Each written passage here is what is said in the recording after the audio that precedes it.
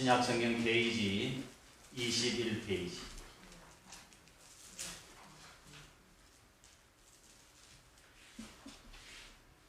제가 봉독에 올리겠습니다.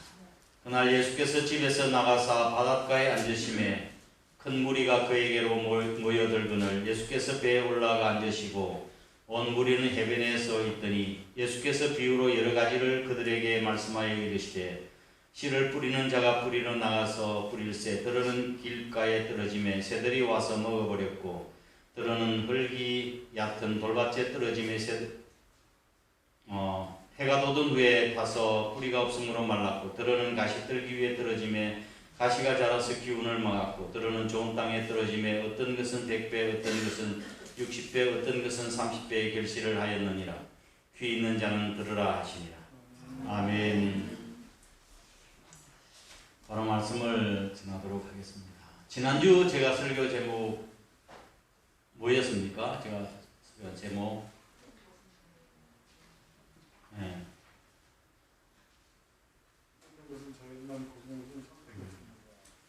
보셔야 알겠죠. 뿌리는 건 자유지만 거두는 것은 선택이 없다라고 하는 제목으로 말씀을 드렸습니다. 다른 말로 하면 심은 대로 거둔다고 하는 거죠. 심은 대로. 그런데 한 가지 변수가 있습니다. 뿌린 대로 거두는 것이 자연의 법칙이긴 하지만 한 가지 변수가 있는데 무엇인가 하면 밭이 문제입니다. 아무리 좋은 씨를 뿌려도 밭이 별로 좋지 못하면 열매를 맺을 수가 없는 거예요. 그래서 오늘 본 말씀을 연결지어서 제가 말씀드리려고 합니다. 오늘 본 말씀은 우리가 잘 아는 무슨 비유예요? 씨 뿌리는 비유, 일명 씨 뿌리는 비유인데 더 정확하게 이야기하면 씨 뿌리는 비유가 아니라 네 가지 토양밭의 비유예요. 네 가지 토양밭의 비유. 왜냐하면 씨는 문제가 씨에게 문제가 있어서가 아니라 밭이 문제가 있어서 열매를 못 맺는 거잖아요. 네 가지 밭의 문제. 오늘 설교의 제목이 뭡니까? 시작. 이제 제가 메시지를 너무 힘들어서 메시지를 못 보내드렸어요. 신보가 고하여 첫 아들을 낳는다. 이게 옛날 속담이에요. 근데 이 속담이 바뀌어진 거, 오늘날은 바뀌어진 거 아시죠? 몰라요? 신보가 고하여 딸을 낳는다.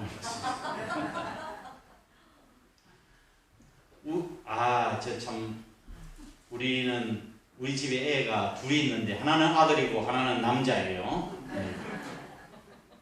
그런데 장가를 가니까 우리 아들이 아니고 처갓집 아들이라고요.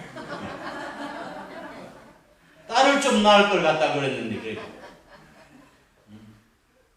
신보가 고와야 요즘은 첫 딸을 낳는다가 바뀌어졌어요. 무슨 말인가 하면 어쨌든 신보가 고와야 된다는 말이에요. 신보가 고와야 된다. 옆에 분하고 한번 서로 인사 한번 해보실까요? 축복을 받기 전에 신보를 고칩시다.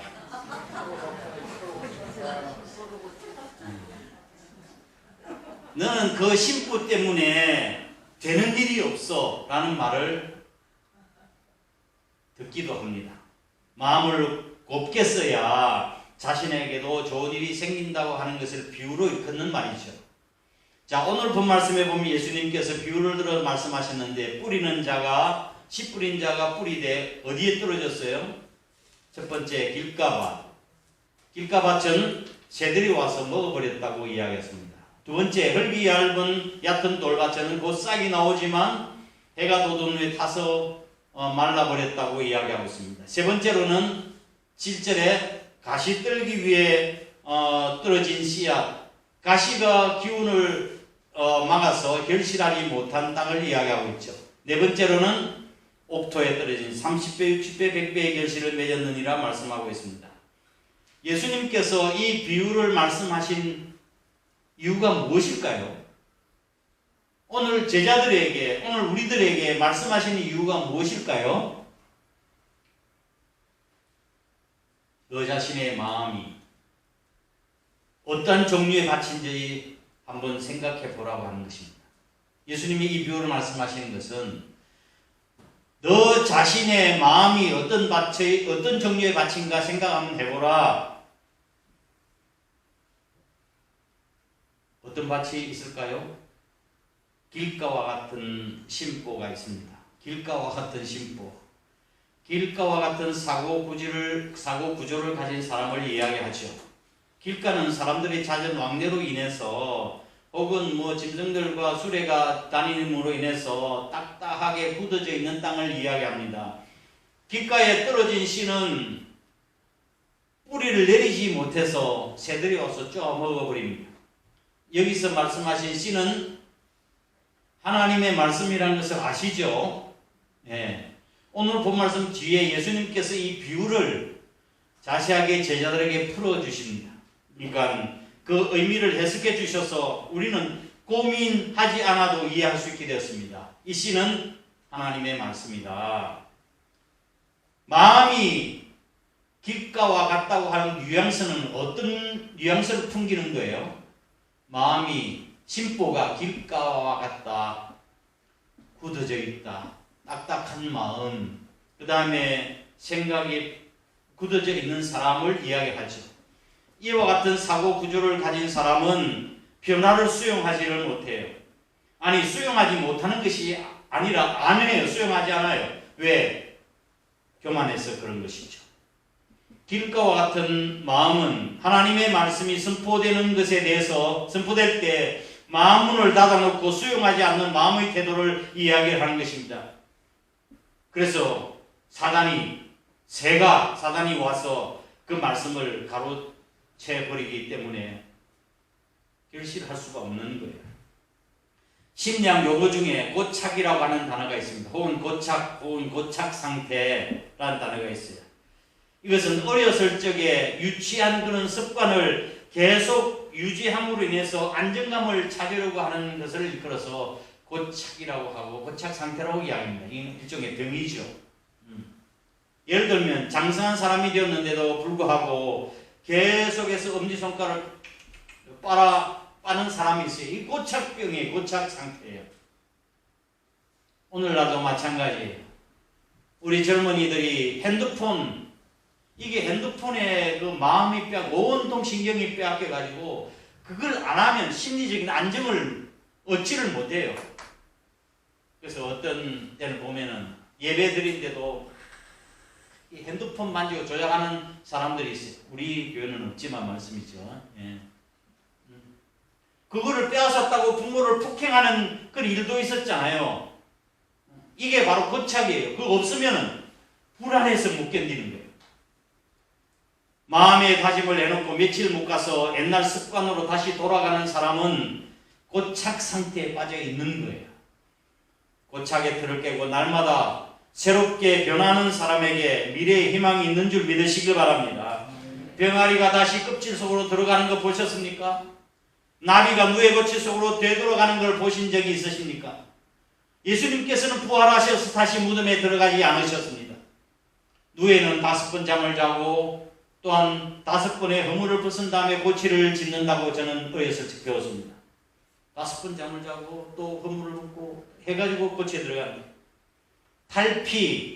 탈각이 없이는 생명의 성장은 불가능한 거예요. 탈각을 못하면 죽을 수밖에 없습니다. 순간의 진통과 아픔 때문에 껍질을 벗는 것을 두려워해서는 안 됩니다.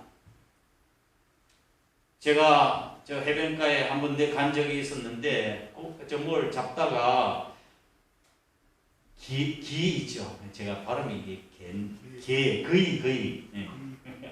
옆으로 걸어다니는 개 말씀이에요. 예. 그런데 한번 보니까 껍질이 말랑말랑한 거예요. 야, 이거 병들은 개인가? 그렇게 생각했는데 나중에 이야기하는 거 보니까 이 개가 껍질을 벗었대요. 탈각을 했대요. 그래서 말랑말랑하다는 거예요.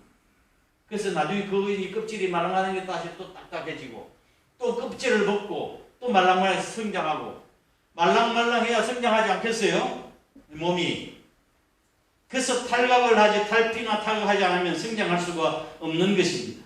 이것이 성장의 비결입니다. 성장의 신비예요. 변화를 모르거나 두려워해서는 우리가 살아남을 수가 없습니다. 성공하는 사람들의 7가지 습관이라고 하는 책을 지은 스티븐 코비 박사님이 계십니다. 스티븐 코비 박사님.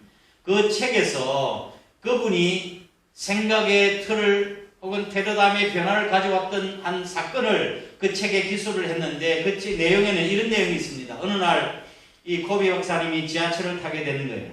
지하철을 탔는데 지하철이 너무 이제 어떤 분은 책을 읽는 사람이 있고 신문을 읽는 사람이 있고 어떤 사람은 조용하게 눈을 감고 있고 또 잠을 자고 있는 사람이 있어요. 그 지하철 안이 너무 평안한 거예요. 그렇죠? 평화스러운 분위기였습니다. 그런데 그 다음 정거장에 한 중년 남자와 그의 아들들이 이제 지하철에 타게 되는 거예요. 그 순간 지하철 안이 완전히 분위기가 바뀌고 말았습니다. 소리치고 소란하고 떠들고 다니고 왔다 물건을 던지기도 하고 그 분위기가 그렇게 험악하게 바뀌어지고 말았습니다. 그런데 그 아이의 아버지 남성은 아무런 조치도 않고 가만히 앉아 있는 거예요. 그래서 심지어는 그 아이들이 뛰어다니면서 사람이 읽고 있는 그 신문지를 막 움켜잡기도 하고 소란을 피우기도 했습니다. 그런데 이게 모든 사람들이 이제 짜증을 내기 시작하는 거예요. 코비 박사님이 이게 안 되겠다 싶어가지고 그 아이의 아버지에게 이렇게 이야기했습니다. 선생님, 저 아이들이 저렇게 손님들에게, 승객들에게 많은 피해를 입히고 있는데 무언가를 어떻게 좀 조용하게 할 수는 없습니까? 라고 물었습니다. 그랬더니 이 남자가 그때서 좀 정신이 들었는지 이렇게 힘없이 말했습니다. 예, 당신 말이 맞군요. 저도 뭔가 뭘 해야 되겠다고 생각합니다. 근데 사실 지금 방금 병원에서 오는 길인데 1시간 전에 저 아이들의 엄마가 세상을 떠났습니다. 저는 앞이 캄캄해서 무엇을 어떻게 해야 될지를 모르겠고 아이들 역시 이를 어떻게 해야 될지 막막한 것 같습니다. 라고 이야기했습니다. 그 순간 코비 박사의 짜증과 불평 막 사라져버리고 그 마음은 온통 그 남자가 겪고 있는 아픔과 고통에 대해서 연민의 정을 느끼기 시작했습니다. 측은한 감정이 들었던 거예요. 당신의 부인이 돌아가셨다고요? 참 안 됐습니다. 뭐라고 위로해야 될지 모르겠습니다. 라고 이야기했습니다. 순식간에 바뀌게 된 거예요. 우리가 사물을 과거와 다르게 보기만 하면 즉시 변화가 발생을 합니다. 그런데 우리는 이걸 모르고 환경만 바라보고 상황만 바라보고 불평하고 원망하는 거라고요. 무엇이 문제예요? 시간 문제예요? 밭이 문제예요? 마음이 문제예요? 마음이 문제인 거예요. 완악한 마음, 교만한 마음이 문제예요. 그래서 우리가 하나님 앞에 은혜와 복을 누리기 위해서는 먼저 심보를 고쳐야 합니다. 그래야 열매를 맺을 수가 있습니다. 두 번째 어떤 심보예요? 돌짝밭과 같은 심보예요. 이 사람은 말씀을 받을 때 기쁨으로 받습니다. 그러나 흙이 깊지 아니함으로 인해서 해가 돋은 후에 뿌리가 말라서 죽어버리고 말았습니다. 이 사람을 이끌어서 우리는 피상적인 그리스도인이라고 이야기합니다. 믿음의 깊이가 깊지 못한 사람을 이야기합니다. 5절 6절 말씀을 한번 같이 읽어보실까요? 5절 6절 시작. 들어는 흙이 얕은 돌밭에 떨어짐에 흙이 깊지 아니하므로 곧 싹이 나오나 해가 돋은 후에 타서 뿌리가 없으므로 말랐고 했습니다. 자, 5절 6절 말씀에서 우리가 주목해야 될 단어가 있습니다. 한 단어. 주목해야 될 단어. 5절에서 한번 찾아보실까요? 무엇이 한번 해보세요. 주목해야 될 단어가. 예? 뿌리, 또. 예?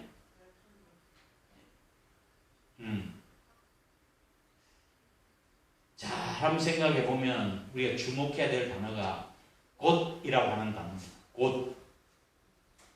금방 이런 뜻이죠. 쉽게 흥분하고 쉽게 만족하지만 쉽게 실망하고 쉽게 식어버리는 사람, 감정에 따라 살고 환경의 변화에 따라 쉽게 변하는 사람을 이야기를 합니다. 이라는 사람은 꾸준하지 못한 사람이에요. 신앙생활 하는데 좋은 면만 보다가 고난과 어려움이 오면 뒤로 물러가고 또 믿음이 떨어지는 사람 이야기합니다. 근데 이게 돌짝밭은 무엇이 문제입니까? 뿌리가 문제입니다. 뿌리는 뭘 이야기하죠?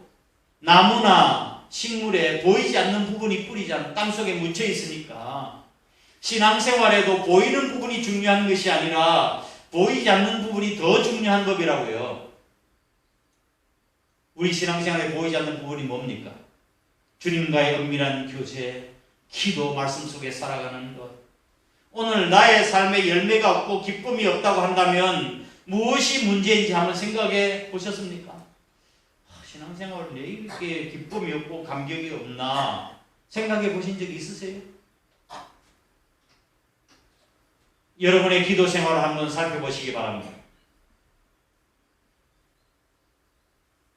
사람 앞에서 드러난 모습에 관심을 염두에 두고 주님과의 깊은 교제와 기도의 삶에 문제가 있는 것은 혹시 아니에요? 그러니까 해가 도는 데 타버리고 마는 것입니다.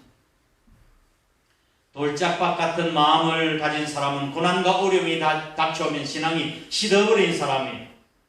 피상적인 그리스도인, 뿌리가 얕은 그리스도인은 열매를 맺을 수가 없습니다.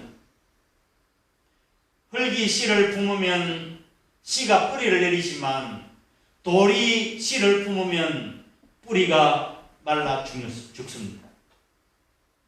그런데 사실 우리의 삶 속에는 돌이 있어요. 고개를 들고 저를 보세요. 저를 보시라고.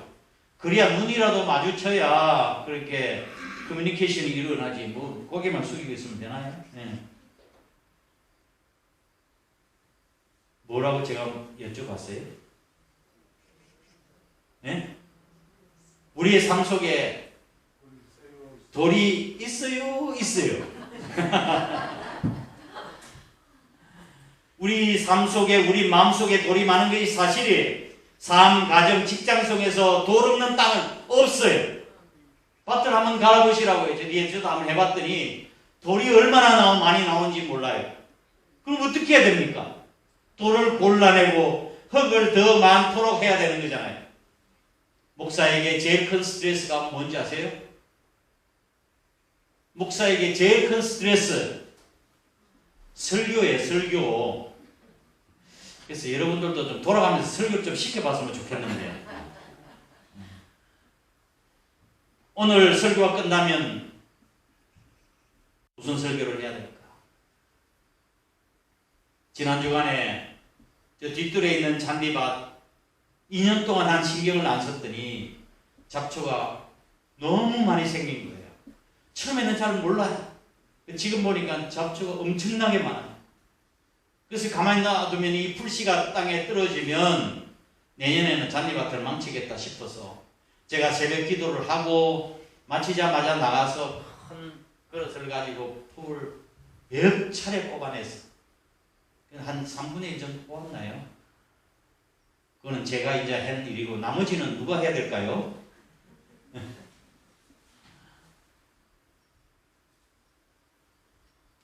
그런데 저는 잡초를 뽑으면서 성경 말씀을 생각하고 잡초를 뽑으면서 그 설교의 아이디어를 얻는 거예요. 그래서 지난 주일날 설교의 잡초를 뽑으면서 제가 다음 주에 할 설교의 아이디어를 잡았어요. 기대하시기 바랍니다. 잡초를 뽑으며 당모이를 주면서 텃밭을 가꾸면서 종말을 생각하고 또한 목자의 심정과 농부의 심정을 헤아려 보는 거야. 그래서 제가 보면서 계속 기도해요. 저는. 그래서 일을 하면서 저는 기쁘게 일합니다. 즐거워요. 일을 하다가 불평과 불만 힘들다고 하면은 그게 무슨 의미가 있냐고. 내가 일을 함으로 인해서 주위가 변화되어지잖아요. 그 기쁜 일 아니에요? 즐거운 일 아니에요? 나로 말미암아 조금이라도 상황이 바뀌어지고 변화가 된다니까 기쁜 일이죠. 근데 제가 지금 말씀드리고자 하는 것은 제 마음에 늘 고민이 설교에 대한 부담감이 있다는 것을 말씀드리는 거예요. 사실 목사의 설교가 예수님이 아닌 이상 모두가 다 설교가 훌륭한 설교가 될 수가 없어요. 목사도 한계가 있고 부족한 점이 많기 때문에 따라서 어느 목사도 금만 있는 설교를 할 수가 없어요.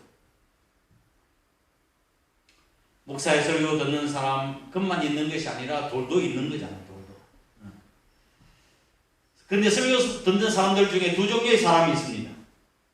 하나는 설교를 통해서 금을 캐내는 사람이 있는가 하면 어떤 사람은 돌을 캐내는 사람이 있어요. 설교를 들으면서 진리를 찾으려고 애를 쓰고 나에게 주신 말씀을 들으려고 찾으려고 애를 쓰고 집중하고 그렇게 하는 사람이 있는가 하면 들으면서 계속 돌만 캐는 사람이 있어요. 목사 왜 저런 말을 하냐. 제가 아는 목사님, 대전에 계신 목사님이 계셨는데 한 번은 설교를 하는데 너무 교회 개척 멤버라고 하는 근사한 사람이 너무 스피를 쓰고 설교가 끝나면 땅에 실어가지고 설교 노트해가지고 왜 목사님이 이 말씀을 하셨냐고 내보고 하는 말씀이냐고 막 따지고 그래서 엄청나고 한 부분만 가지고 돌을 골라가지고 이야기를 하는 거라고. 전체적인 맥락에서 이야기하는 게 아니고. 그래서 목사님 하도 스트레스를 받다가 그 다음부터는 설교를 하는데 딱 설교를 녹음하기 시작했어요. 녹음하기 다 시작했어요. 그리고 설교를 계속해서 체크를 하고. 근데 설교 또 끝나고 난 뒤에 그 권사한 분이 들어와서 이야기를 하는 거예요. 그래요. 제가 지금 이야기하는 것을 제가 녹음하겠다고 이야기하고 설교를 그때 그 다음부터 아무 말도 못하고 나가버려요. 이런 사람은 불쌍한 사람이에요. 왜냐하면 목사가 진리의 말씀을 전하는 데서 관심이 별로 없고 어떻게 돌과 같은 말을 하는가에 관심이 있기 때문에 그렇습니다. 그래서 돌박 같은 마음을 가진 사람이 교회를 떠나기도 하는 거예요. 여러분들은 돌과 금을 구별할 줄 아는 사람이 되시기를 주의 이름으로 축원합니다. 금을 캐내야 되지 무슨 돌을 캐내? 진리의 금을 캐는 사람들이 되시기를 주의 이름으로 축원합니다. 아멘. 세 번째, 가시밭과 같은 심고를 가진 사람이 있습니다. 마음에 가시가 많은 사람이 가시뜰 위에 떨어지며 가시가 자라서 뭐예요? 기운을 막아서 열매를 결실하지 못했다고 했습니다. 옥토와 같은 조건과 상태에 있는 좋은 땅이지만 씨가 자랄 때 가시가 기운을 막았다고 그랬잖아요. 기운을 막아 결실하지 못하는 그런 사람을 이야기합니다. 이것은 예수님께서 이게 어떤 종류의 마음인가를 본 말씀 그 뒤에 또다시 설명을 해주셨죠. 세상의 염려와 죄의 유혹에 말씀이 막혀 결실하지 못한 사람이라고 다시 재해석해 주셨습니다.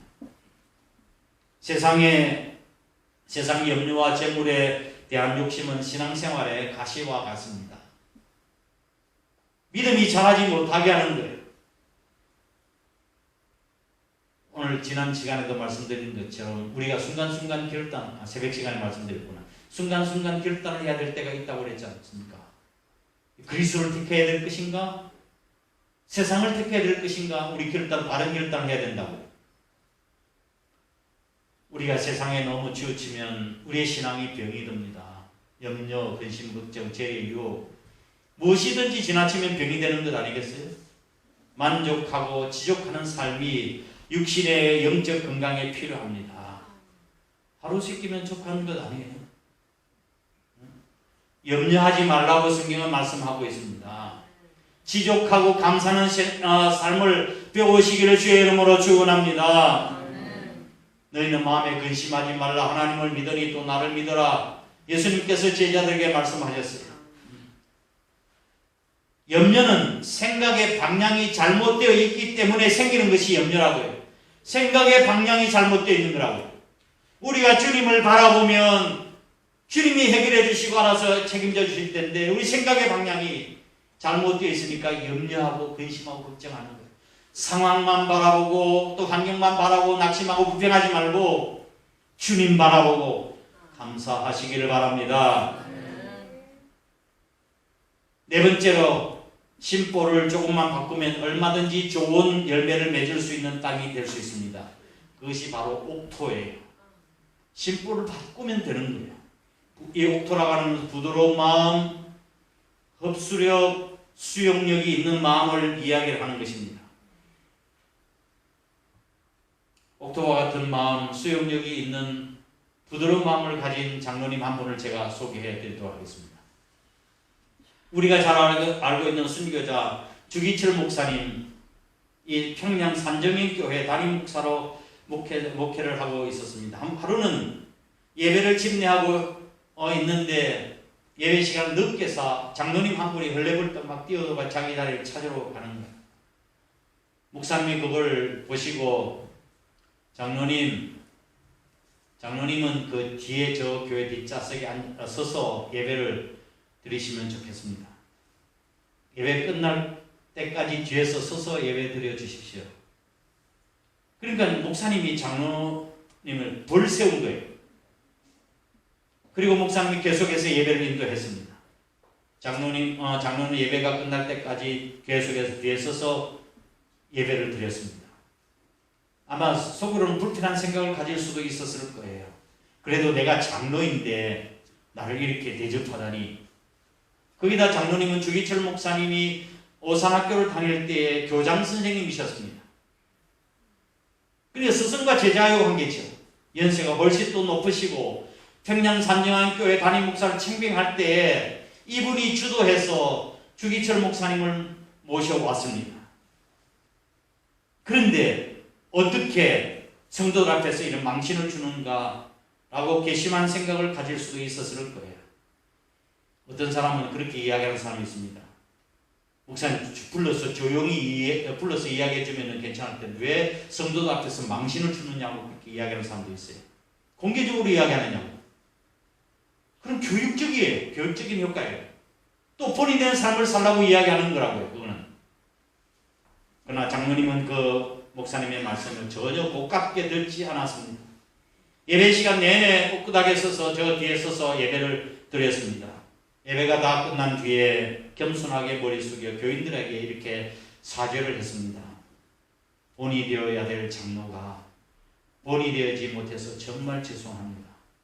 목사님의 마음을 편안하게 해드려야 장로가 오히려 목사님의 마음을 아프게 해드려서 미안합니다. 앞으로 다시는 일이 없도록 하겠습니다. 라고 이야기했습니다. 이 장로님이 바로 조선의 간디라고 불려지고 민족의 지도자로 존경받는 고당 조만식 장로님이십니다. 만약에 오늘 예배 늦게 들어오신 분에게 제가 집사님, 장로님 그 뒤에 서서 예배 드리세요 그렇게 했다면 장로님은 고사하고 평신도들이라도 아마 다음 주에 안 나오실 분들이 있을 거예요. 이런 장로님의 모습을 보면서 사람들은 정말 훌륭한 분이구나. 우리가 본받아야 되겠구나 하는 그런 생각을 가졌을 것입니다. 우리도 옥토와 같은 부드러운 마음, 열린 마음을 가지셔서 하나님의 말씀이 우리 마음속에 뿌려질 때 30배, 60배, 100배의 결실을 맺기를 주의 이름으로 축원합니다. 말씀을 정리하겠습니다. 한 단어 이런 문장이 있습니다. 기차가 날아다니고 있다. 기차가 날아다니고 있다. 기차가 날고 있다고 하는 이 말이 맞는 표현이에요? 어색한 표현이에요? 네? 맞는 표현이 어색한 표현이에요? 어색하지요. 기차가 날아다닌다니까. 그럼 이 어색하지 않게 고치려고 하면 어떻게 돼야 될까요? 기차를 바꾸든지 날아다닌다라는 바꾸든지, 그러니까 다시 말하면 주어를 바꾸든지 수어를 바꾸든지 해야 문장이 어색하지 않게 되겠죠. 주어와 수어를 바꾸면 돼요. 우선은 주어를 한번 바꿔볼까요? 기차가 날아가고 있다. 주어를 바꾸려면 어색하지 않다면 뭘로 바꾸면 될까요? 옳지. 비행기가 날아가고 있다. 그러면 비행기가 날아가고 있는 주. 자, 수어를 바꿔보려면 어떻게 해야 될까요? 기차는 그대로 있고 기차가 그렇지 달리고 있다. 이렇게 하면 될 것 아니에요. 문장이 어색하지 않잖아요. 그죠? 주어를 바꾸든지 수를 바꾸든지 하면 돼요. 그런데 주어를 바꾸는 것이 쉬울까요? 수를 바꾸는 것이 쉬울까요? 비결은 간단합니다. 주어를 바꾸면 돼요. 주어를 바꾸는 사람이 믿음 생활에 승리하는 줄 믿으시길 바랍니다. 나라고 하는 주어가 바꿔지지 않는 이상 수로가 아무리 바뀌어도 그의 인생은 늘 부족해요. 진정한 개선은 나라고 하는 주체가 변화되었을 때 일어나기 때문에 그렇습니다. 내가 변화되어야 돼요. 나라고 하는 그 글자 대신에 그 자리에 예수님을 주어의 자리에 한번 두어보시기 바랍니다. 모든 것이 다 그대로일지라도 우리의 인생은 기쁨이 넘치게 될 것입니다. 우리의 삶이, 우리의 사회가 새로워지는 개혁이 일어나지 않는 결정적인 이유가 어디에 있습니까? 종교 개혁이 일어나야 된다. 또 이 사회가 개혁된다 이야기하는데 왜 일어나지는 않는가요? 사람들이 생각하기를 개혁이 아니라 혁명으로 생각하기 때문에 그렇습니다. 혁명과 개혁의 차이점이 뭐예요? 혁명은 남을 바꾸고 세상을 바꾸고 제도를 바꾸고 과거를 바꾸고 하는 것이 혁명이에요. 개혁은 뭡니까? 나를 바꾸고 내 마음이 바뀌어지고 과거를 바꾸는 것이 아니라 미래를 바꿔가는 것이 개혁이라고 해요. 우리나라에 70년대에 민중신학이라고 하는 신학이 들어왔습니다. 제가 신학을 다닐 때였습니다. 그 계속해서 했는데 라틴 아메리카에서 해방신학이라고 하는 것이 태동이 되어가지고 그것이 우리나라에 와서 민중신학이라고 하는 것이 이제 형성이 되었습니다. 한국적인 상황에서. 이 민중신학이라고 하는 것은 우리나라의 비민주적인 체제와 또한 경제적인 모순으로 인해서 가난한 자와 소외계층이 너무 힘들고 어렵게 사는데 이걸 바꿔야 된다. 자유를 얻고 잘 살 수 있도록 해야 된다고 해서 민중신학이라고 하는 걸 해가 데모를 많이 했습니다. 데모를 많이 했습니다. 그런데 데모를 하고 해방신학과 민중신학이 혁명이 통해가지고 변화가 이루어질 수 있습니까? 오늘날 개혁을 많이 이야기를 합니다. 개혁이 뭡니까 도대체? 이 정권을 바꿔야 된다고, 시스템을 바꿔야 된다고, 또 제도를 바꿔야 된다고 그렇게 이야기를 해요. 다들 그런다고 바꿔졌습니까? 지금까지? 바꿔지지 않았어요. 아니 제도는 아무리 훌륭하고 시스템을 만들어 놨다 할지라도 사람들이 안 바뀌는데 어떻게 이 사회가 바뀌어질 수 있느냐고요. 사람이 바뀌어져야 되지. 시스템이 문제가 아니에요. 정치인들이 사람이 바뀌어야 모두 탐욕을 가지고 있는 사람들이 정치 법안을 하고 하는데 어떻게 이루어집니까? 변화가. 하나님께서는 우리의 삶 속에 혁명이 아닌 개혁이 이루어지기를 바라고 계시는 거예요. 정부를 뒤엎고 정권을 바꾸고 나라를 뒤엎어서가 아니라 한 사람 한 사람이 변화되어야 이 사회가 변화될 수 있는 것입니다. 그럴 때 진정한 변화가 이루어질 때 내 자신의 문제나 가정과 교회의 사회가 달라지는 것입니다. 남을 바꾸려고 하지 마세요.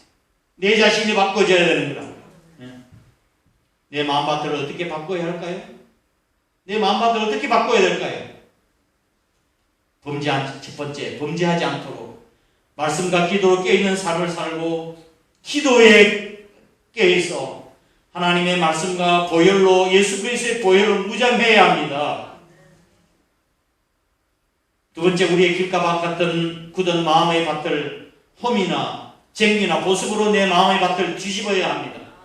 이것이 회개입니다. 주연죄가 있으면 지체하지 말고 적극적으로 매일 주 앞에서 회개하는 삶을 살아야 합니다. 세 번째, 내 마음속에 들풀처럼 자리 잡고 믿음이 자라지 못하도록 방해하고 범죄하는 악한 영을 쫓아내야 합니다. 악한 것들이 다시 내 마음의 정원에 들어오지 못하도록 깨어서 대적해야 합니다. 이런 변화를 통해서 끊임없이 주님이 기뻐하시는 자의 삶을 살아서 저와 여러분의 삶의 현장에서 아름다운 열매가 30배, 60배, 100배의 결실을 맺어지는 은혜와 축복이 있으시기를 주의 이름으로 축원합니다. 아멘. 다 함께 일어나셔서 심령이 가난한 자는 우리의 마음이 천국으로 바뀌어져야 우리의 삶이 달라질 수 있습니다. 말씀을 생각하면서 주님의 다스림과 통치가 이루어지는 우리의 마음밭이 되게 해달라고 찬양하겠습니다.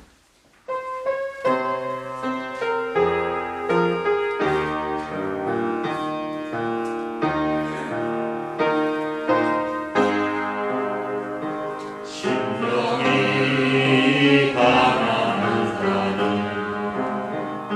천국이 저희 것이요 애통하는 자는 복인데 위로를 받을 것이요 온유한 자 복이 있나니 땅을 기업으로 받겠네 의의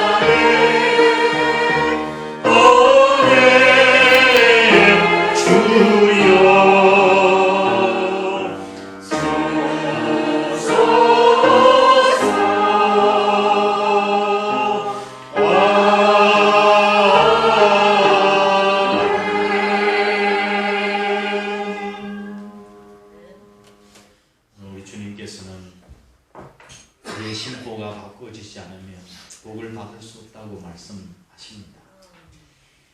우리의 마음밭이 어떤 밭인가를 다시 한번 생각해 보았으면 좋겠습니다.